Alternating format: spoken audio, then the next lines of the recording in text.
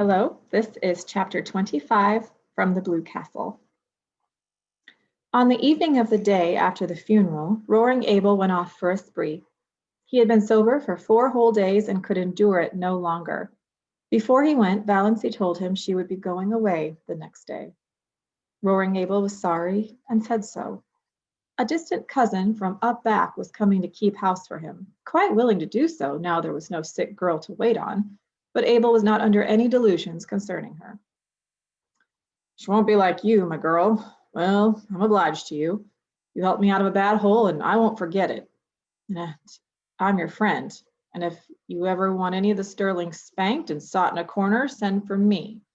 I'm going to wet my whistle. Lord, but I'm dry. Don't reckon I'll be back at 4 tomorrow night, so if you're going home tomorrow, goodbye now. I may go home tomorrow, said Valancy, but I'm not going to Deerwood. Not going? You'll find the key on the woodshed nail, interrupted Valancy politely and unmistakably. The dog will be in the barn and the cat in the cellar. Don't forget to feed her till your cousin comes. Pantry is full, and I made bread and pies today. Goodbye, Mr. Gay. You've been very kind to me, and I appreciate it. We've had a decent time of it together, and that's a fact, said Roaring Abel. You're the best small sport in the world, and your little finger is worth the whole Sterling clan tied together. Goodbye. Good luck. Valancy went out to the garden. Her legs trembled a little, but otherwise she felt and looked composed. She held something tightly in her hand. The garden was lying in the magic of the warm, odorous July twilight. A few stars were out, and the robins were calling through the velvety silences of the barrens. Valancy stood by the gate expectantly. Would he come? He did not. He was coming. Valancy heard Lady Jane Grey far back in the woods. Her breath came a little more quickly, nearer and nearer. She could see Lady Jane now, bumping down the lane. Nearer, nearer. He was there.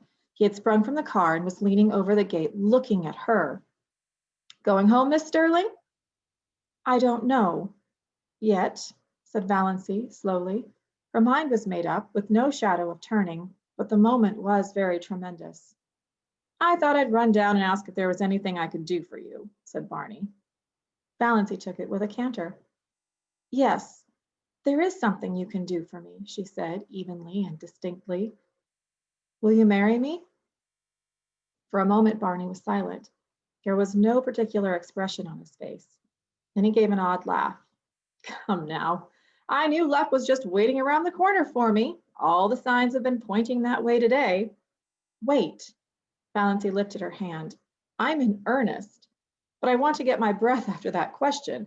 Of course, with my bringing up, I realize perfectly well that this is one of the things a lady should not do. But why? Why? For 2 reasons. Valancy was still a little breathless. But she looked Barney straight in the eyes, while all the dead Sterlings revolved rapidly in their graves, and the living ones did nothing, because they did not know that Valancy was at that moment proposing lawful marriage to the notorious Barney Snaith. The first reason is Valancy tried to say, I love you, but could not. She had to take refuge in a pretended flippancy. I'm crazy about you. The second is this. She handed him Dr. Trent's letter. Barney opened it with the air of a man thankful to find some safe, sane thing to do. As he read it, his face changed. He understood, more perhaps than Valancy wanted him to. Are you sure nothing can be done for you? Valancy did not misunderstand the question. Yes.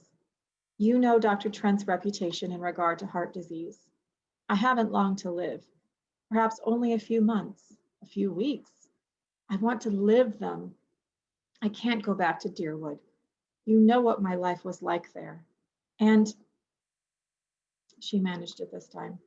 I love you. I want to spend the rest of my life with you.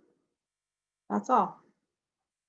Barney folded his arms on the gate and looked gravely enough at a white, saucy star that was winking at him just over Roaring Abel's kitchen chimney. You don't know anything about me. I may be a murderer. No, I don't. You may be something dreadful. Everything they say of you may be true, but it doesn't matter to me. You care that much for me, Valancy?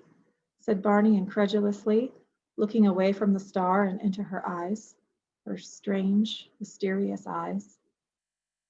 I care that much, said Valancy in a low voice. She was trembling. He had called her by her name for the first time. It was sweeter than another man's caress could have been, just to hear him say her name like that. If we are going to get married, said Barney, speaking suddenly in a casual, matter-of-fact voice, some things must be understood. Everything must be understood, said Valancy. I have things I want to hide, said Barney coolly. You are not to ask me about them. I won't, said Valancy. You must never ask to see my mail. Never. And we are never to pretend anything to each other. We won't, said Valancy.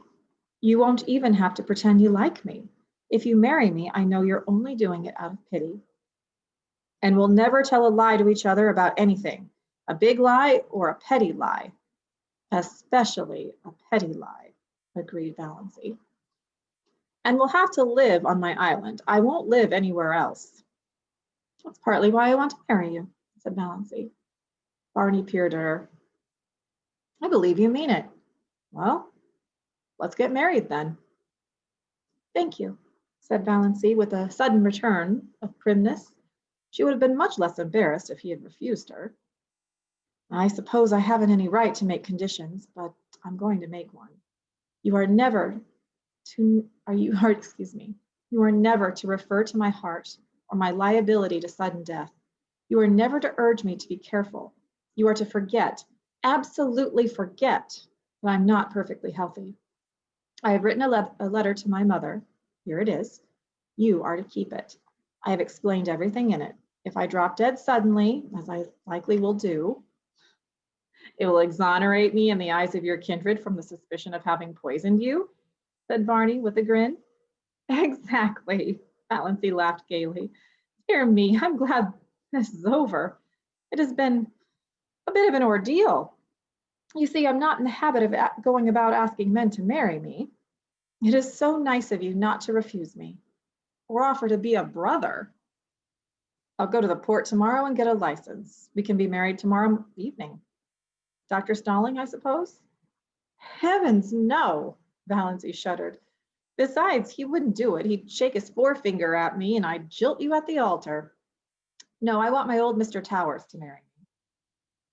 Will you marry me as I stand? Demanded Barney. A passing car full of tourists honked loudly. It seemed derisively.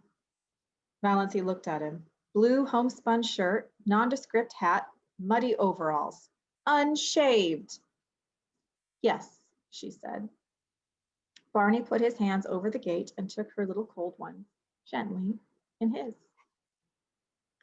Valancy, he said, trying to speak lightly. Of course, I'm not in love with you. Never thought of such a thing as being in love. But, do you know, I've always thought you were a bit of a dear.